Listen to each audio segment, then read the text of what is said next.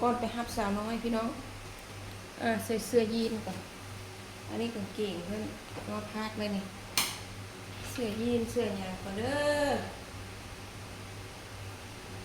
ฮับสาวน้องสาวหันไปทางพุ่นหันไปเจอนะว่าได้วิทย์ซ้ำใส่เสื้อยีนอากาศก็จะฝนสิตกเนี่ยฝนสิตกเลยพี่น้องแมวน้อยเข้ามา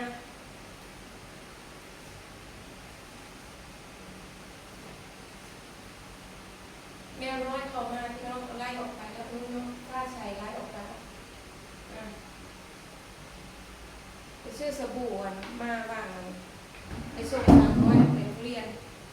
หน้าสบู่ก็คือไก่เนาะมาที่จักน้อยไปซื้อสบู่มานะคะได้สบู่เด็ดตองมาให้น้องฟ้าใส่น้ำสบู่อันนี้สำหรับล้างหน้ามันจะเนาะหอมเนาะใส่ประจำเลยเด็ดตองบางทีก็ยี่ห้ออื่นแต่ว่าอันนี้ดีใส่ตลอดเลยกระดาษเด็ดตองหอมดีอันนี้ก็สำหรับล้างหน้าล้างตาเนาะแกะติดกระโดดงานลูกสาวเพื่อจะไปทำความสะอาดห้องน้ำแล้วเพื่อเอาขึ้นไปไว้โอ้หอมขนาดโอ้หอมพักลูกนี่หอมวันนี้มักใบสักวันสัก3 นาทีแล้วก็ล้างออกมักหน้าแล้วเนี่ยเขามักไว้ที่แต่งแน่ให้แต่ไม่รู้มันก็ติดเปื่อยออกพวกมันไข่หน้าเข้ามานะหรือว่าติดไส้อันนี้ก็ได้เนี่ยละอาบล้างตัวหอมนี่ไงหอมแล้วคือจะคนสิโต๊ะอะไรไม่ถึงว่าวินี่เฮ็ดบรุษเพิ่นกินอะไรกินอย่างบรุษมาม่าบอกมาม่าเกาหลีเมื่อเฮ็ดนะเนาะเมามอยก่อนไปนี่ดอกพี่น้องฝนตกฝนลิ้นมาโอ้เป็ดว่าพูดถึงเรื่องอันนี้เด้ข่าวสารบ้านเมืองเขาเนาะจ้ะเนาะเพิ่นว่าวันคนเกาะสมุยเนาะฝรั่งเพิ่นมาอยู่เกาะสมุยปิดกระดูกมาเห็นขี้โพเห็นขี้โพลูกสาวหัวเราะขี้โพยกออกมาเลยคนอ้วนเนาะพี่น้องเฮ็ดจังได๋เขาอ้วนเลยบัดนี้แล้วคนต่างชาติมาอยู่เกาะสมุยหลายๆเด้พี่น้องส่วนมากก็เป็นรัสเซียเขาเจ้ามาอยู่เกาะพังงานชาวเดือนบ่ทันได้เคยไปแต่ได้ยินข่าวเขาเจ้าว่ามีแต่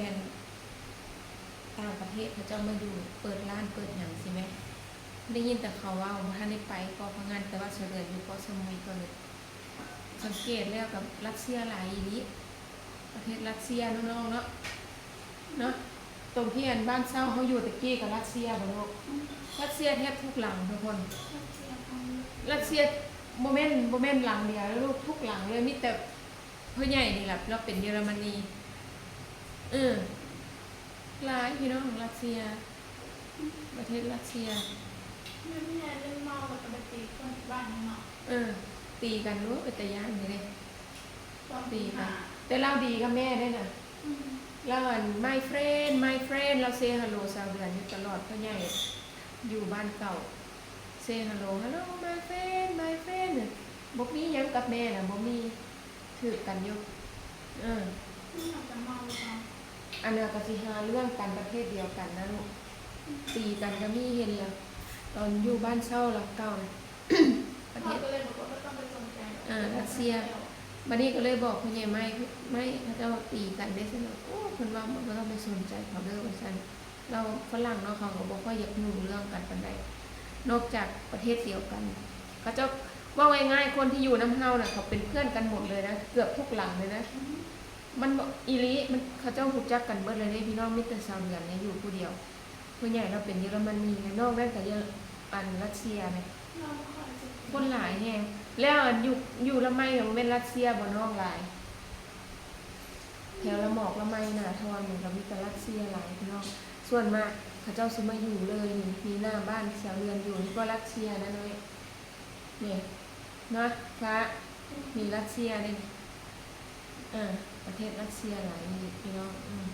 คันประเทศอื่นมาพวกเยอรมนีพวกอังกฤษพวก อันนี้ไหมอย่างก็ประเทศอันอื่นเวลาที่เขาเจ้ามาเขาไม่ได้อยู่เลยพี่น้องเขามาเที่ยวซื้อแล้วเขาก็กลับประเทศเขาเจ้าไป ส่วนมากที่เขามาปักหลักปักฐานกันเขาเบิ่งมาแล้วกับอันดับหนึ่งกับเมรัสเซียนั่นแหละมาเช่าอยู่เนี่ยกับคนมีเงินเขาก็มาซื้อที่ซื้อทาง เปิดธุรกิจนำมันก่อพนันแน่ก่อสมุยแน่เราจะเล่าสู่กันฟังเพราะว่าเสดือนได้ยินข่าวอีกแล้วเขาเจ้าลงยุคท่องเฮาช่องแดงนี่แหละเขาเจ้าเล่าเกาะพนันแล้วก็สมุยหลายสำหรับคนสำหรับฝรั่งคนที่เขามาซื้อที่เฮ็ดธุรกิจอยู่นี่ค่ะนะหลายพี่น้องเลยแก้วนี่ลูกแก้วกินหลายๆน้ำนะกินหลายๆเลยนะไม่เอาขึ้นไปให้แล้วกินเยอะๆนะผิวเธอจะได้เต่งตึงจะได้มันสีผิวพรรณดีกันยอดกินน้ำหลายๆกินไปเลยแล้วก็เฮ็ดในเฮาขับถ่ายง่ายขึ้นแม่นบ่น้องแม่นบ่ขับถ่ายดีขึ้นบ่ท้องบ่ผูกอย่างน้องฟ้านี่เป็นท้องผูกประจำเป็นท้องผูกประจำเดี๋ยวนี้บ่ผูกปานใดบ่ลูกตั้งแต่กินดีท็อกนะกินนี่นะนั่นน่ะพอแล้ว2 แก้วฮะบ่เป็นหยังเฮ็ดก็แห้งดีกินเฮ็ดได้ค่ะแข็งแรงกว่ากินเผ็ดได้เพื่อกับแข็งแรงแมวน้อยมาเล่นน้ำกับน้องฟ้าออกไปแล้วล่ะเอาไว้โดนมาได้หรอกเนาะมัดเม่นไปเนาะคนแต่อยากเข้ามาที่นี่อยากมาเล่นคนอยากเข้ามาเล่นน้ำเสดือนให้เขามาอยู่แต่ต้องเอาออกไปที่ไหนแล้วมาเพิ่นมานอนใส่ที่นอนใส่อย่างคนนั่นแหละพี่น้องเล่นน้ำเพิ่นอยู่อีกอย่างกับว่าเล่นแมวเขาย่างเจ้าย่านเจ้าของเจ้าน้ำหายย่านเขาเคยมาเล่นย่านแมวเขาหายที่มาโทษเราอีกนะพี่น้องเพราะว่าเห็นเจ้าเอิ้นหาแมวเจ้าเอิ้นหาแมวเจ้า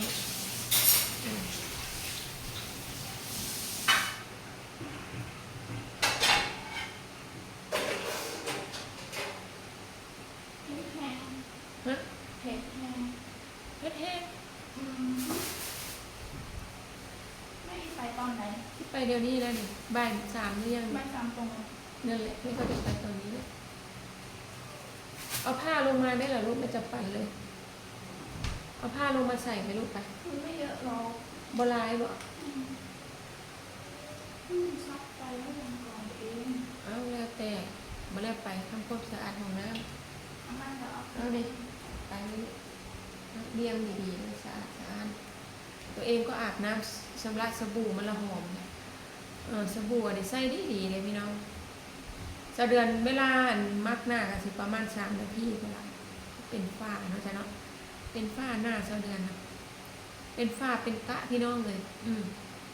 เป็นฝ้าเป็นกะที่ว่าละไปตามใบเฮา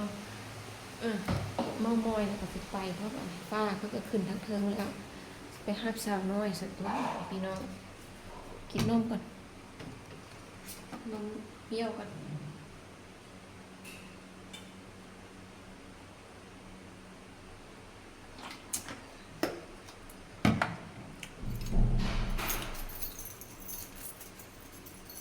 ขึ้นกระเป๋าเงินขึ้นไปเอากระเป๋าเงินก่อนกระเป๋าเงินอยู่ใส่เนาะเอากระเป๋าเงินก่อนพี่น้องลูกสาวปิดไฟมึงไงมือตื่นเลยมุเจ้าเห็นปะเปิดก่อนเอาขึ้นไปไว้ทั้งกับพ่อใหญ่วางขึ้นไปเมื่อกี้นี่เอาโทรศัพท์ไปพ่วงแล้วลืมเอาโทรศัพท์ลงมาเครื่องนึงพ่อใหญ่แล้วก็นั่งเฮ็ดงานแล้วเนี่ยช่วงนี้ก็ได้งานเราห้องเราไม่ได้เปิดไฟหรอกพี่น้องจะไหนใส่กระเป๋าเงินค่อยมานั่งเล่นน้ำพ่อใหญ่อยู่ที่นอนนี่แหละเย็นมันเย็นพี่น้องนี่เลยกระเป๋าเงินก็โทรศัพท์สำเร็จวางไว้ในเมื่อกี้เลยพี่น้องพ่อใหญ่เรานั่งเฮ็ดงานแล้วเมื่อนี้มันอื่นเราก็ยุดแล้วพี่น้อง หยุดตามมันตามมือตามเสาคือจังเด็กน้อยโรงเรียนนี่แหละ เออคือจังเด็กน้อยโรงเรียนมุเจ้าค่ะหยุดเสาร์อาทิตย์กับแม่นเรางานเราหยุดเสาร์อาทิตย์ไปชาร์จแบตได้ตัวนี้กันคือจังแบตสิเบิดพี่น้อง